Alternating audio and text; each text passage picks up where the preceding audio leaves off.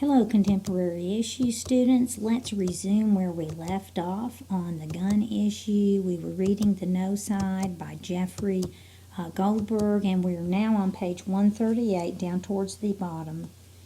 Would a civilian firing back at Ferguson have wounded or killed innocent people? Quite possibly, yes. Is that a risk potential victims quaking under train seats or classroom desks might accept? Quite possibly, yes, especially when you consider the massacres that have been prevented or interrupted by armed civilians before the police arrived. Many of the worst American massacres end not in the capture of a gunman, but in his suicide. In the 2007 mass shooting at Virginia Tech, for instance, the gunman, Seung-Hui Cho, killed himself as the police were set to capture him, but in other cases, massacres were stopped early by the intervention of armed civilians or off-duty or retired police officers who happened to be there. In 1997, a disturbed high school student named Luke Woodham stabbed his mother and then shot and killed two people at Pearl High School in Pearl, Mississippi. He then began driving toward a nearby junior high to continue his shooting spree, but the assistant principal of the high school, Joel Myrick, aimed a pistol he kept in his truck at Woodham, causing him to veer off the road. Merrick then put his pistol to Woodland's neck and disarmed him. On January 16, 2002, a disgruntled former student at the Appalachian School of Law in Grundy, Virginia, had killed 3 people, including the school's dean, when 2 students, both off-duty law enforcement officers, retrieved their weapons and pointed them at the shooter, who ended his killing spree and surrendered. In December 2007, a man armed with a semi-automatic rifle and 2 pistols entered the New Life Church in Colorado Springs and killed 2 teenage girls before a church member, Gene Assam, a former Minneapolis police officer and a volunteer church security guard, shot and wounded the gunman, who then killed himself. And so I put a question to Stephen Barton, who described feeling helpless in Aurora Theater. Would he rather have been armed or at least been in the theater with armed patrons when the massacre started? Intuitively, it makes sense for people to have that reaction, to want to defend themselves, he said. It's easy to say that if more people had guns to defend themselves, they could take criminals down. But I don't think concealed carry weapons are the answer. In a dark and crowded theater, he said, facing someone wearing bullet-resistant armor on much of his body, a gun, even in trained hands, would have been unlikely to do much good. I put to Tom Masseur a variation of the question I had asked Barton. What if a teacher or an administrator inside Columbine High School had been armed on the day of the massacre?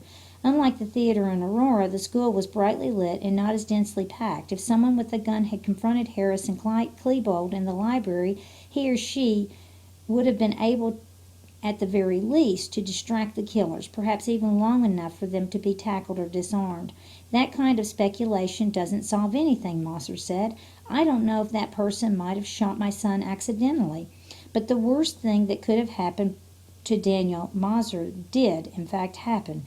The presence in the Columbine Library of a well-trained armed civilian attempting to stop the killers could hardly have made the situation worse. Indeed, the local police, who waited 45 minutes to enter the school while a SWAT team assembled, were severely criticized for the delay. But Mosser remained implacable. We know that if the country adopts the vision that everyone should be armed, that administration and janitors in schools are armed, that people are walking around armed, we won't be safe, Mosser told me. In Aurora, if 5 people in that theater had guns, they could have just ended up shooting each other or innocent people in the crossfire. It just makes sense that if people are walking around armed, you're going to have a high rate of people shooting each other.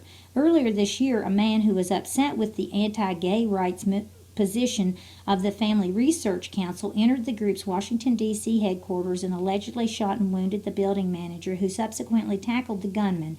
At the time, Washington's mayor, Vincent Gray, said, "We don't need to make more guns available to people. The more access they have, the more they threaten people." The District of Columbia does not allow for concealed carry, though the residents can now apply for a license allowing them to keep handguns at home, thanks to the 2008 Supreme Court ruling in a case brought on behalf of a D.C. man who wanted a gun for self-protection. I called Gray to ask him about his assertion that more guns mean more violence, noting that he himself traveled the city with armed police bodyguards, a service not afforded the typical Washington resident. Well, first of all, I've never even seen the guns that the security people have. When I travel outside the city, I don't have security. I would be fine without security, he said. But we have 3,800 police officers to protect people. They may not be at somebody's side at every moment, but they're around. I asked him whether he would envision a scenario in which an armed civilian might be able to stop a crime from occurring. There are those who believe that if they have a weapon, they can combat crime, but I don't think that way, he said. The police, of course, have guns to stop crime, so why wouldn't a trained civilian also stop crime? If you have a gun on you, that's just another opportunity to use it, Gray said. It's the temptation of the moment. I just think the opportunity is there to create more violence. In 2004, the Ohio legislature passed a law allowing private citizens to apply for permits to carry firearms outside the home. The decision to allow concealed carry was, of course, a controversial one. Law enforcement organizations, among others, argued that an armed population would create chaos in the streets. In 2003, John Gilchrist, the legislative counsel for the Ohio Association of Chiefs of Police, testified, if 200,000 or 300,000 citizens begin carrying a concealed weapon, common sense tells us that accidents will become a daily event. When I called Gilchrist recently, he told me that events since the state's concealed carry law took effect have proved his point. Talking to the chiefs, I know there is more gun violence and accidents involving guns, he said. I think there's more gun violence now because there are more guns. People are using guns in the heat of arguments, and there wouldn't be as much gun violence if we didn't have people carrying around weapons. If you've got people walking around in a bad mood or in a divorce, they've lost their job, and they get into a confrontation, this would result in the use of a gun. If you talk to emergency room physicians in the state, they see more and more people with gunshot wounds. Gilchrist said he did not know the exact statistics on gun-related incidents or on incidents concerning concealed carry permit holders specifically because the state keeps the names of permit holders confidential. He says, however, that he tracks gun usage anecdotally. You can look in the newspaper. I consciously look for stories that deal with guns. There are more and more articles in the Columbus Dispatch about people using guns inappropriately. Gilchrist's argument would be convincing but for one thing. The firearm crime rate in Ohio remained steady after the concealed carry law passed in 2004. It is an unexamined assumption on the part of gun control activists that the possession of a firearm by a law-abiding person will almost axiomatically cause that person to fire it at another person being in a moment of stress. Dave Koppel, the research director of the libertarian-leaning Independent Institute in Denver, posits that opposition to gun ownership is ideological, not rational. I use gay marriage as an analog, he said. Some people say they are against gay marriage because they think it leads to worse outcomes for kids. Now let's say in 2020, all the social science evidence has it that kids of gay families turn out fine. Some people will still say they're against it, not for the reason of social science, but for the reasons of faith. That's what you have here in the gun issue. There is no proof to support the idea that concealed carry permit holders create more violence in a society than would otherwise occur. They may, in fact, reduce it. According to Adam Winkler, a law professor of UCLA and the author of Gunfight, The Battle Over the Right to Bear Arms in America, permit holders in the U.S. commit crimes at a rate lower than that of the general population. We don't see much bloodshed from concealed carry permit holders because they are law-abiding people, Winkler said. That's not to say that permit holders don't commit crimes, but they do so at a lower rate than the general population. People who seek to obtain permits are likely to be people who respect the laws, according to John Lott, an economist and a gun rights advocate who maintains that gun ownership by law-abiding citizens helps curtail crime. The crime rate among concealed carry permit holders is lower than the crime rate among police officers. Today, the number of concealed carry permits is the highest it's ever been, at 8 million, and the homicide rate is the lowest it's been in 4 decades, less than half of what it was 20 years ago. The number of people allowed to carry concealed weapons is actually considerably higher than 8 million because residents of Vermont, Wyoming, Arizona, Alaska, and parts of Montana do not need government permission to carry their personal firearms. These states have what Second Amendment absolutists refer to as constitutional carry, meaning, in essence, that the Second Amendment is their permit. Many gun rights advocates see a link between an increasingly armed public and a decreasing crime rate.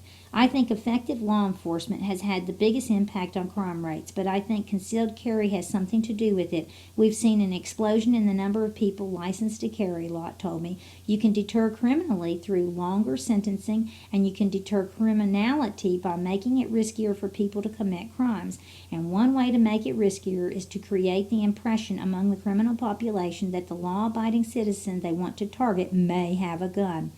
Crime statistics in Britain, where guns are much scarcer, bear this out. Gary Kleck, a criminologist at Florida State University, wrote in his 1991 book, Point Blank, Guns and Violence in America, that only 13% of burglaries in America occur when the occupant is home. In Britain, so-called hot burglaries account for 45% of occupied home burglaries to fear. About 45% of all break-ins. Kleck and others attribute America's low rate of occupied home burglaries to fear among criminals that homeowners might be armed. A survey of almost 2,000 convicted U.S. felons conducted by the criminologists Peter Rossi and James D. Wright in the late 80s concluded that burglars are more afraid of armed homeowners than they are of arrest by the police. Others contend that proving causality between crime rates and the number of concealed carry weapons is impossible. Proving causality, I'm sorry I mispronounced that. It's difficult to make the case that more concealed carry guns have led to the drop in national crime rate because cities like LA, where we have very restrictive gun control laws, have seen the same remarkable drop in crime, Winkler told me. Many criminologists tend to attribute America's dramatic decrease in violent crime to a combination of demographic changes, longer criminal sentencing, innovative policing techniques, and the waning of the crack wars. But it is, in fact, possible to assess with some degree of accuracy how many crimes have been stopped because of the intended victim or a witness was armed. In the 1990s, Gary Kleck and a fellow criminologist, Mark Gertz, began studying the issue and came to the conclusion that guns were used defensively between 830,000 and 2.45 million times each year. In only a minority of these cases was a gun fired. The brandishing of a gun in front of a would-be mugger or burglar is usually enough to abort a crime in progress. Another study, the federal government's National Crime Victimization Survey, asked victims of crimes whether they or someone else had used a gun in their defense. This study came up with a more modest number than the Kleck and Gertz finding, 108,000 defensive uses of firearms in a year. All these studies, of course, have been contested by gun control advocates, so I asked Winkler what he thought. He said that while he is skeptical of the 2.45 million figure, even the smaller number is compelling. 108,000 would represent a significant reduction in criminal activity. Universities, more than most other institutions, are nearly unified in their prohibition of licensed concealed carry weapons. Some even post notices stating that their campuses are gun-free zones. At the same time, universities are acknowledging that they are unable to protect their students from lethal assault. How do they do this? By recommending measures that student and faculty members can take if confronted by an active shooter, as in the massacre at Virginia Tech. These recommendations make for depressing reading, and not only because they reflect a world in which random killing in tranquil settings is a genuine, if rare, possibility, they are also depressing because they reflect a denial of reality. And I'm going to have to stop here. I'm sorry, this is a kind of a long article. I'll pick up on the next audio.